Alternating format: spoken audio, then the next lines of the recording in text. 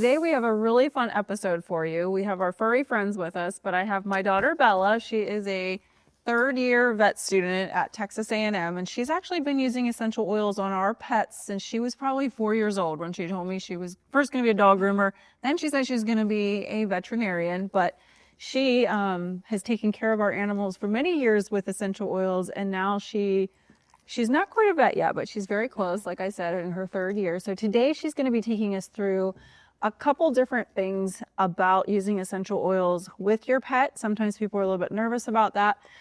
She's going to take us through 3 specific things, though. We're going to talk about anxiousness in your pet, either with fireworks, leaving you, separation anxiety, gunshots, those sort of things. We're going to also talk about hot spots and how you can help address those. And then we're going to talk about muscle soreness with animals, aches and pains. Bella lives in Texas, where she attends Texas A&M, and she has my grandpup Sully. So she's used a lot of these things on her own dog. So we're really excited that Bella's home for a little bit. So we thought we would do a little recording with my 3 puppy dogs. So this is Grizz, Honey loves the ball, and Moose. So yeah, do you want to go through the different ways that we can use essential oils with animals? Yeah, I think to just start out, the most important thing about using essential oils with pets is to really have a trusted brand that puts quality above finances, anything else, because a lot of the oils that we find in the market, maybe things that you've seen in health food stores, you have to be careful that those oils are not adulterated or added synthetics are added to them, fillers, those sorts of things, because as we know, our pets are very sensitive. Their senses are much more strong than our human ones, and they can sense things and have difficulties with some of the synthetics that maybe us humans are a little bit more adapted to. So the most important thing is finding that quality essential oil. And the only essential oil brand that I trust is doTERRA, and that's very common in the veterinary world. doTERRA actually has a veterinary panel with veterinarians that you can consult with, and they can teach you things about using essential oils with pets. So that's kind of where I stand with that. And then just to start out, I guess, going into the different methods of using essential oils with pets, it's the same as with humans. You can use them aromatically. So like we can do with diffusers or on pillows or things in the house where that scent is going to kind of go into the room and isn't directly on the pet, but they can still smell it and reap the benefits from there. One of the ways that you can do that with pets when you're initially introducing them is to leave the cap actually on the oil bottle. So you could just take an oil like this is vetiver and leave the cap on it. You don't have to open it at all, since their sense of smell is so strong. They can actually smell it directly through the closed bottle. You can see it. And then you can just put it up to their nose and see if they, if they have an aversion to it, where they like look away or try and hide from it. That might not be the best oil to use with them. But if they don't seem to mind it, like Grizzy here, he just plopped right down and he's sedative, and he's like, okay, he's that like, just I'm put me out. now. So then you know that that's a good one that you can maybe try with them. So that's one way that you can use it aromatically. We can also use them topically, just like with how we use oils on our skin. They can use them on their fur or on their paw pads. Something with that, though, is since they are so sensitive to essential oils, meaning that their senses are more keen and they don't need as much as we do. So you can dilute them with a carrier oil, just like we do for our human babies. We want to do that for our fur babies. So a really safe ratio to start out with, and there are different ratios for dilution in terms of weight of the dog, but you can be really safe with just doing 1 drop of essential oil to 4 drops of a carrier oil. And pretty much regardless of the weight of your pet, even if they're just a pound, that's going to be a safe ratio for a dog. So with that, I like coconut oil because it's already in the fractionated liquid form, and it's really easy to just do a drop of your essential oil and then drop 4 drops of coconut oil directly on your palm. Allow that to mix together, and then you can even put your hands together and then rub that on their fur. That's a good way to just first introduce essential oils topically. And then once your pet gets more used to that, you can go ahead and put that on their paw pads as long as it's diluted. The last way is internally, which we have a lot of products that us humans take internally, but dogs can also take them internally. So Dr. Larry McCaskill, he always talks about how he puts oils in his dog 𝘃𝗶𝗱𝗲𝗏 bowl, and she loves them. Yeah. She eats them. So you can do, depending on the weight of your dog, and you'll want to talk to a holistic veterinarian about how much you can use internally. But typically dogs that are 50 pounds and above, you can get away easily with a drop or 2 in their bowl of food, and a lot of dogs actually like the taste of it. So if they'll eat it, you can do it that way as well. And I've done that with my own dog. Mom mentioned Sully. He's a Doberman, so he's over 100 pounds, and he can handle a drop or two of frankincense in his bowl of food in the morning, and he really enjoys that, actually. Great. Drop the shoe. And Grizzy's always up to trouble. Come here, Grizzy. Come You on, want to Grizz. be on camera? Come on, Grizzy, you come here. You be a good boy. All right. No, that's great. Yeah, I think it's a good rule of thumb, just less for animals, and they're mammals like us and just more sensitive maybe. So Right. And you can never over dilute. Dilution just slows the process of absorption. You're not actually damaging the quality of the oil at all whenever you're diluting it with like a coconut oil. So it's just going to let them absorb it slower so their body can adjust and handle it better. And if you ever do see a reaction, which is possible with any medication or vaccine that we would give to an animal, same with essential oils, if you would see a reaction, you just stop using that oil, and most reactions will resolve within 24 to 48 hours. I think that's very helpful for our people who have these furry friends that want to start utilizing essential oils or have not maybe introduced essential oils into their home because they're afraid it would be an adverse reaction for a pet. Yeah. Which sometimes I think people have heard, and that's not correct. So let's talk about the different issues that you see pretty commonly. You've worked in a lot of vet practices and things, and have seen some things and things that we commonly see at home with our animals. 𝗰cie in particular is our dog that has separation anxiety. He likes to play ball. He really hates fireworks and gunshots, and he shakes terribly. So some solutions you might want to talk about if you want to start with that. Yeah, so aromatically is one of the best ways that we can reach our pets even when we're not home. So if you know that there's going to be fireworks in your area or gunshots, if it's, the 4th of July or deer season, and your pet really reacts to that, you can start diffusing things in your house to help calm them before those events even take place.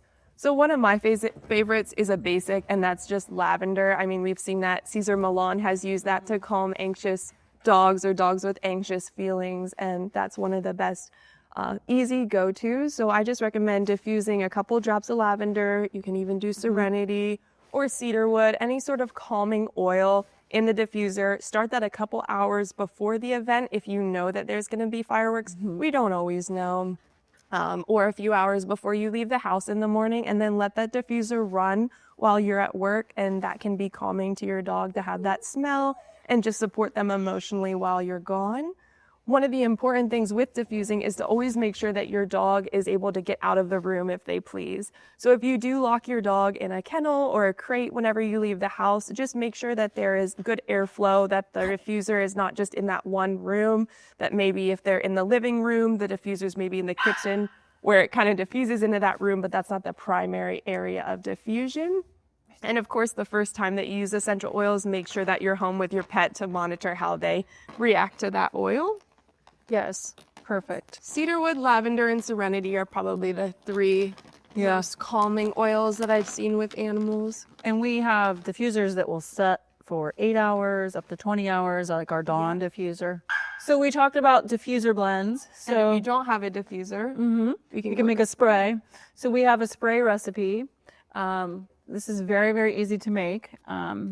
It's just 20 drops of lavender, 10 drops of cedarwood, 5 drops of vetiver, 5 drops of frankincense. We'll drop this recipe in the comments below. And then you just top that off with distilled water, and you can add a little carrier oil in there because Bella was talking about the dilution. The carrier oil will also help it kind of stick. Maybe if you spray it near their fur. or on the couch that they're sleeping on their bedding, that sort of thing. And the fractionated coconut oil that we use from doTERRA doesn't stain or anything, so it's pretty safe on surfaces such as a couch or sheets or anything. So we have a nice little label that we like to put on that. So we'll pop that on and maybe show you how to make that at the end. But that's another option if you don't have a diffuser and you just feel like you want an actual recipe. So hot spots, if you've ever seen your pet maybe licking their paws and they create almost an abrasion or a raw spot on their skin, that's very common with animals that have allergies or other underlying immune problems. And that's something that you should definitely see your vet about.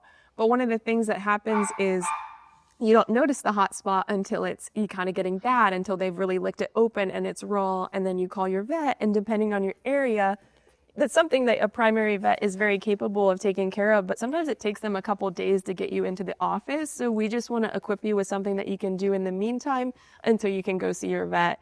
And one of the best things you can do is clip and clean the area. So a lot of those hot spots will get really wet from the dog's saliva and they just keep licking it over and over, and that actually makes it much, much worse. So if you can clip that area with some just clippers, like almost like what a man would use on their beard, like the electric clippers, and you can just clip that hair away, because that hair is just holding moisture and bacteria right on that raw spot, and that's what we want to avoid. And then you can go ahead and clean that area with a little bit of coconut oil and like lavender, and just kind of wipe away all that moisture or debris that they have created from their saliva. And then you want to put your dog in the dreaded e-collar or something to protect them from licking that area, because that's just going to make the problem much, much worse. And you want to let that lavender, and if you're using Correct-X or some of the other doTERRA oils on that spot, you don't want them to be able to ingest all those oils at once, especially whenever you're not able to control how much they're licking off at a time. And you don't want their saliva on that open cut. So if you can make it dry and clean by clipping and cleaning it, putting an e-collar on your dog so they can quit licking it, and then applying lavender or Correct-X diluted to that abrasion, then that can help speed up the healing process until you can get into your vet and address maybe the underlying issue that's causing that hot spot. Perfect. I know Honey had one of those. Yeah. forget where it Sellers was. gets them too. He Yeah. always goes for his paw pads. Yeah. Yeah. And that's because that's where they're in the grass. That's where their primary contact of like environmental allergies are. And that's just a more exposed area. They don't have fur on their paw pads. So what do you do for that? You do the same thing, just put some oil on their paw pads. Would you still put them in an e-collar, or could they still? They can still reach it. They can still reach it. Ideally an e-collar. Some people will try socks and things like that, but then you risk, you know, if the dog like 𝘰𝗄𝗃 likes to eat socks. He'll swallow a whole sock. He's bad. So the e-collar is just the safest way to keep them from licking it and keep them safe. Okay. And then the third thing we wanted to address was muscle soreness, maybe slight injury, they're running too much, or they hit a little hole, which, you know, or something. Like what is something that we can do? I know we have the muscle spray, but you can also apply essential oils direct to them, just like you would a human. You know, we might reach for a deep blue, but we would use a little, probably more gentle option for the animals. Yeah, so we know that physical activity and exercise is great for us as humans, and it's also great for our pets, but they can still overdo it. They can get sore as they get older, those sorts of things. So if you ever feel like your dog is a little sore or something like that, you can use oils to help their muscles heal and recover, just like we would use Deep Blue after a long run or a long swimming session or whatever if they go out on the water with you. So we do have a muscle spray here that Mom had already made. And we can talk about those oils. Frankincense, super good for inflammation. Myrrh, soothing, helichrysum. We talk about that one all the time. We talked about that in the first aid with Nick. It's kind of like our liquid Band-Aid, but it also is going to work on those tissues.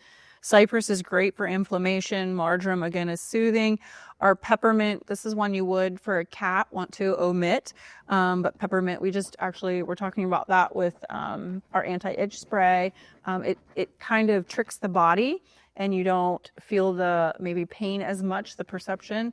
And so that one's great to have in there. And then we have a little aloe vera juice, and then water is topped off, and we can drop that recipe in there, and you could just spray that. Do you want to? Yeah, you can do it. Even Grizzy's like kind of Grizzly's being good. Maybe just spray a little bit. So if his like hind legs were a little sore, you could just like spritz a little bit on his fur, rub that on there. You can still massage their muscles just like you would a human.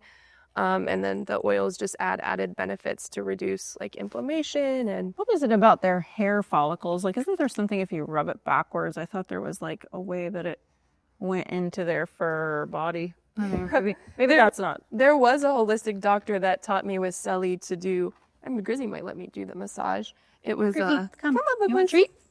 He's like, oh no. He's afraid he's gonna get his ears washed. You're not getting your ears washed. So she had me do a massage where you would start at the base of their skin or base of their tail, and then just work upward and like kind of knead your thumb underneath the skin. And this is like a traditional Chinese massage. I add a little oil in there. Yeah. Kind of like we do the AromaTouch technique. We're applying those essential oils to the spine. And you can go all the way up to the base of the skull. And then she recommended repeating it like at least 5 times, but if you can do it up to 25 times, go up their back, and then do that like 3 times a day. And that was something that she taught me for 𝘁𝗵𝗿𝗀 with some muscle soreness. And also with Texas, he was getting really hot. And she said it was a way to like release the heat. Oh, like And yin yang or what is yeah, it? because like your muscles get hot when they're inflamed, and that's a way to reduce it. I am not trained in traditional Chinese herbal medicine yet. I hope it's something that I can pursue after vet school. But that was a little trick she had taught me with 𝘁𝗵𝗿. Yeah, awesome. Now, we talked about essential oils, applying them topically like we do for muscle soreness and targeted areas. What about, like, for instance, I will take frankincense, 𝘃𝗵𝗿𝗄, and magnesium when I have like head tension or different areas of soreness in my body. So can we do that with an animal? Can you give them a capsule? Yeah.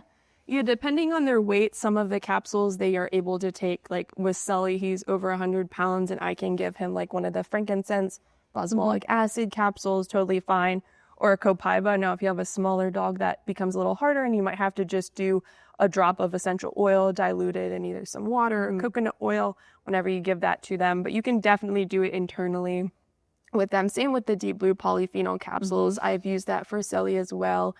And I think a pretty decent rule of thumb for those deep blue ones is about 1 capsule per 50 pounds. So if you have a dog under 50 pounds, you'd kind of have to split it accordingly to that. And that's like a powder, so that's Yeah, and it's a powder, so you could do a little bit less. And I always think err on the side of caution. Start with a little bit, see if you see results.